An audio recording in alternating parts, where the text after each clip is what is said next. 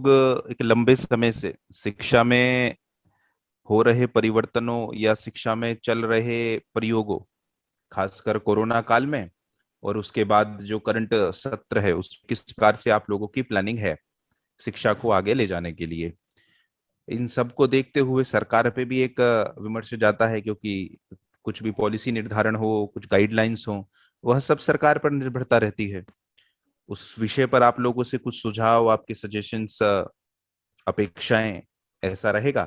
और अंत में टेक्नोलॉजी के नाते आप लोग आगे फ्यूचर में किस ओर देख रहे हैं, क्या आप चाहते हैं, इस सब प्रश्नों को हम कोशिश करेंगे कि इस सत्र में कवर करें। पुनः जो विद्या भारती उत्तराखंड के पेज पर, प्लैनेट टॉक के पेज पर हम लोगों को देख रहे हैं, हमसे जुड़े हैं लाइव, उन सभी को भी हम सब की तरफ से पुनः नमस्कार। पहला प्रश्न सिर्फ इतना है कि किस प्रकार से पिछला पूरा साल रहा, किस प्रकार से आप लोगों ने कार्य किया, क्या अनुभव रहे, क्या मुश्किलों का सामना करना पड़ा पिछले पूरे कोरोना वेव 1 में, 2 में। कोई भी अपना अनम्यूट करके इस पर अपना विचार रख सकता है।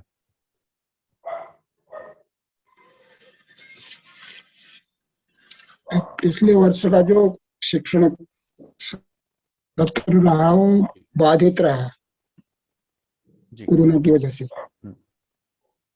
और कई अभिभावकों का की रुचि भी नहीं रही, और कई अभिभावक अपनी आर्थिक स्थिति के कारण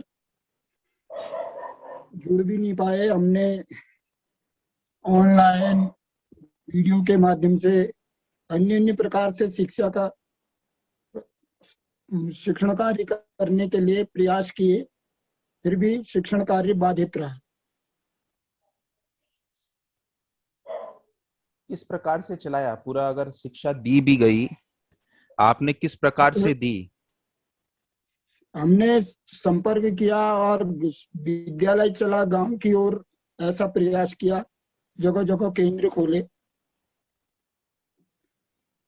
ओके ओके, इस पर कोई और अपने विचार रखना चाहेगा? जानकी जी अनम्यूट करके कुछ बता सकती हैं कि पिछले पूरे साल में किस प्रकार से चीजें की आपने, कैसे शिक्षा को पहुंचाया, क्या मुश्किलों का सामना करना पड़ा? कोई भी बता सकता है अनम्यूट करके। जी पूरन जी, आप बता सकते हैं जी। हेलो जी जी बताइए। हमारा विद्यालय जो है अधिकतर ये ग्रामीण क्षेत्र में आता है। 80% करीबन विद्यार्थी जो है हमारे गांव के हैं सर। फिर भी हमने कोशिश करी कि गांव में जाकर के या छोटे छोटे केंद्र बनाए, उनमें शिक्षण कार्य किया, और संक्रमण की चिंता न करते हुए हमने जो है उनको केंद्र बना करके छोटे छोटे भागों में उनको शिक्षण दिया शिशुओं को। और विद्यालय ऑफलाइन ऑनलाइन तो चला ही रहा था, उसके अलावा ये काम भी हमने किया, हमारे द्वारा हुआ। लेकिन अभिभावक की स्थिति, आर्थिक स्थिति कमजोर होने का, किसके पास फोन नहीं है और कोई उससे जुड़े नहीं होते हैं, या वो नहीं है पर रुचि नहीं ले रहे हैं, ये हमारे पास हमको समस्या हुई इसके बारे में। ओके ओके, थर्ड वेव आ भी सकती है, नहीं भी, कंफ्यूजन है। विद्यालय 6 to 12 की तो एक डेट आ भी गई है उत्तराखंड में शुरू करने की, और प्राइमरी एजुकेशन की किस प्रकार से आती है, तो क्या स्ट्रेटेजी है, क्या प्लानिंग है अगले सेशन के लिए, किस प्रकार से करने वाले हैं आप लोग? प्लानिंग वही है, अगर हमारे इस विद्यालय खुल जाते हैं, हमारा विद्यालय खुल जाता है, तो हम अपने रेगुलर जैसे हम चलते थे आज तक उस हिसाब से चलेंगे। नहीं तो वही प्लानिंग है हमारी कि विद्यालय में जाकर के, गाँव में जाकर के 10-10, 5-5 शिशुओं को इकट्ठा करके उनको संपर्क कर ही रहे थे, और आगे को भी करेंगे, उनके संपर्क करेंगे और उनको शिक्षण कार्य भी उनका प्रारंभ करेंगे। क्योंकि अधिकतर अभिभावक जो हैं उस से नहीं जुड़े रहते हैं, तो हमको ऑफलाइन के माध्यम से विद्यालय तो नहीं बुला सकते हैं, लेकिन फिर भी कोशिश कर रहे हैं कि उनको जो है, जिन शिशुओं को काम नहीं मिल रहा है या जिनका शिक्षण कार्य बाधित हो रहा है, तो उनको अधिकतर दें। और अधिकतर बच्चे जो पहाड़ क्षेत्र से हैं वो इसको विद्यालय छोड़ के पहाड़ गए हैं, तो वहाँ नेटवर्क प्रॉब्लम भी हो रहा है, वहाँ वो समस्या आ रही है। ओके ओके जी, तो टेक्नोलॉजी पर कितनी निर्भरता रही, किस प्रकार से उपयोग किया, कितना सीखने को मिला कि मोबाइल से ऑनलाइन क्लासरूम, कुछ वीडियोस, क्या रहा उसका? वीडियोस का वही मैंने बताया ना, ऐप जो कुछ अभाग जुड़े नहीं थे, अधिकतर कोशिश तो यही रही कि हमारी ऑनलाइन जुड़े करके, ओके। लेकिन अभाग भी इसमें कम रुचि ली अभागों ने, या तो आर्थिक वही समस्या आई शायद, मुझे लग रहा है कुछ इस माध्यम से भी उन्होंने साल भर कोरोना संक्रमण से सभी ग्रसित रहे। हमने कोशिश पर्याप्त करी कि उनके घर तक जाएं और उनको थोड़ा उनसे संपर्क करें, उनको शिशुओं को घर पर बैठकर ही उनके कापी निरीक्षण या उनके शिक्षण कुछ कराएं, ये हमारा प्रयास रहा। धन्यवाद, धन्यवाद। अब एक फोकस रहता है कि सरकार की क्या गाइडलाइंस आती हैं, किस प्रकार से प्राइमरी एजुकेशन खुलती है, और अगर पूरा पिछला समय देखें तो सरकार ने गाइडलाइंस भी जारी की, कुछ टीवी चैनल्स भी चलाए शिक्षा के लिए कि उस पर बच्चे देखें टीवी के नाते। वर्तमान स्थिति को देखते हुए वर्तमान समय में आपकी सरकार से शिक्षा को लेकर क्या एक्सपेक्टेशन है, यानी अपेक्षाएं क्या हैं, और आपके सुझाव क्या हैं? कोई भी अनम्यूट करके बता सकता है, कोई अन्य व्यक्ति।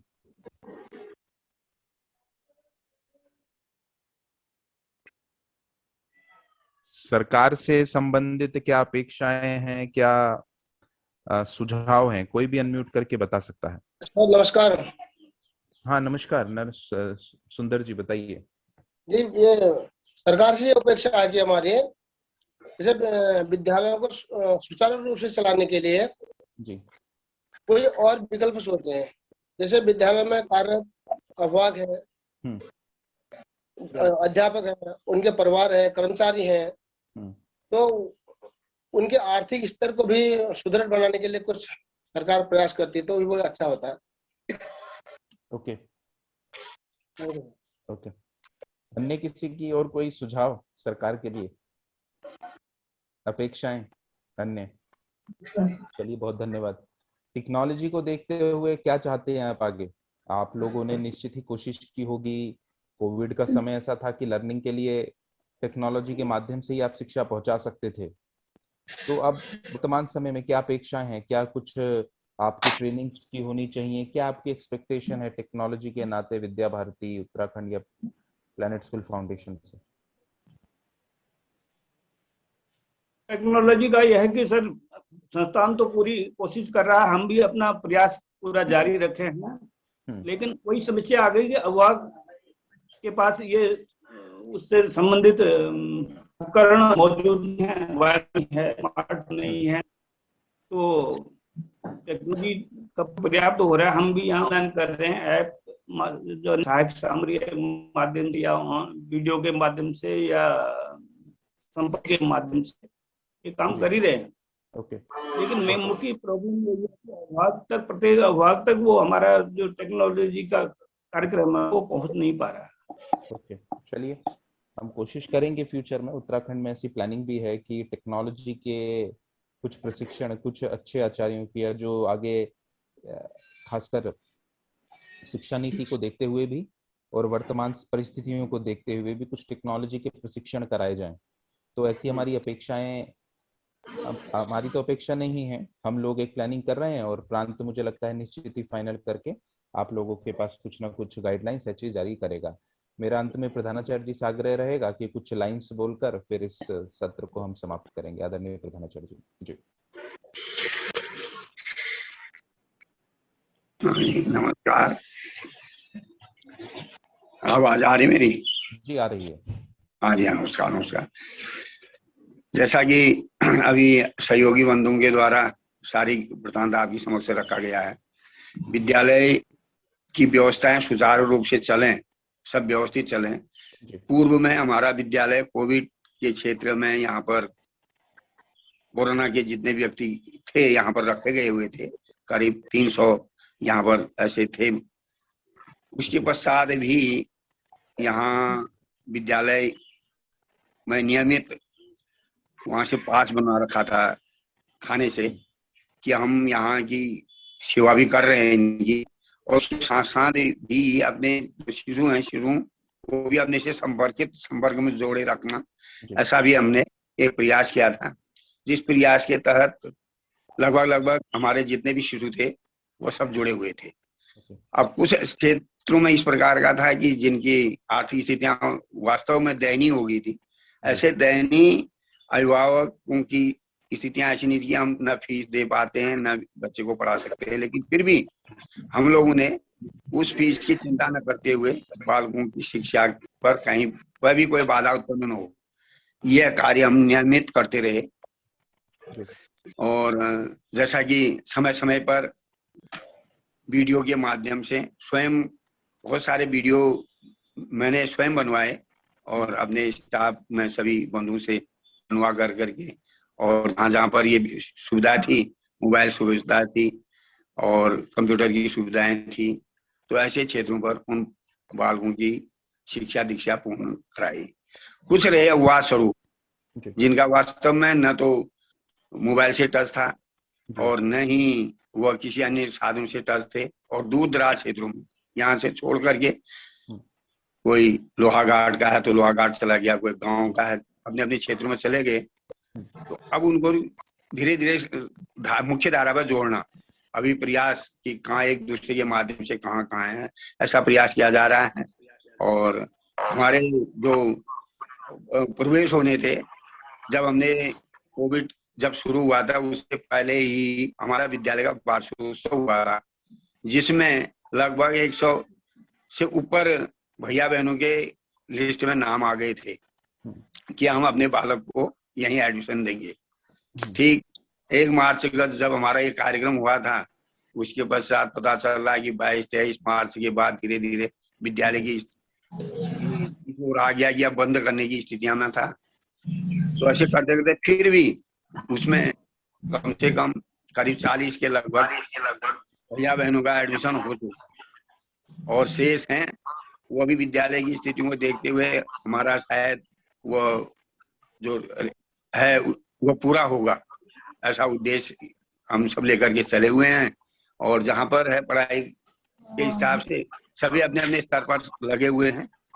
जहाँ जहाँ भी जिस जगह पे भी जहाँ अभिभावक हैं, जहाँ तक हमारी पहुंच है, या फोन के माध्यम से होगी या स्वयं वहां पर जा करके ऐसे बालकों को जोड़ रखा है।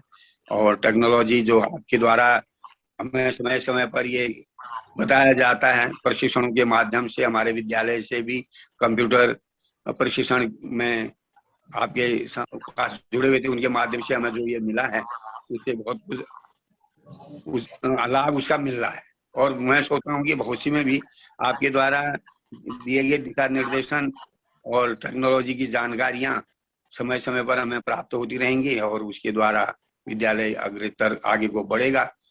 ऐसा हमारा जो प्रयास है, आपके ही टेक्नोलॉजी के माध्यम से सकारात्मक आगे को बढ़ेगा। और पूरा अपने अपने स्तर पर सब लगे हुए हैं, सब व्यवस्थित। पहले जो ये थे कि आप मोबाइल कैसे चलाएंगे, कैसे क्या करेंगे, सारी चीजें लगभग अब पूर्ण होने को जा रही हैं और सब लगे हुए अपने स्तर से। और आज बहुत सारे विभाग जुड़ भी रहे हैं जिनकी स्थितियां ठीक हैं। तो आने वाले समय में जितनी जैसे राज्य सरकार की स्थितियां हैं या विद्या भारती की तरफ से पूरा प्रयास किया जा रहा है कि हमारे विद्यालय व्यवस्थित हों, तो ये इस स्तर पर सभी लगे हुए हैं।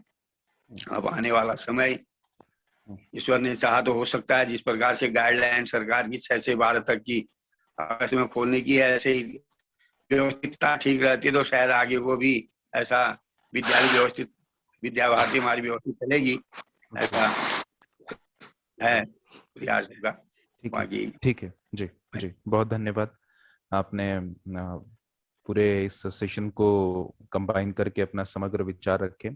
आप विश्वविद्यालय के माननीय प्रधानाचार्य हैं और आपको लगभग 36 वर्ष का लगभग शिक्षा का एक लंबा अनुभव है। अपने विभिन्न दायित्वों पर रहते हुए वर्तमान में आप इस विद्यालय के प्रधानाचार्य हैं और सभी स्टाफ जो कि प्रतिबद्ध रहा टेक्नोलॉजी से कोरोना काल में भी शिक्षा को पहुंचाने में, जिसमें विद्यालय चला गांव की ओर, ऐसी मुहिमों का भी हम लोगों ने कोशिश की इस मुश्किल समय में भी।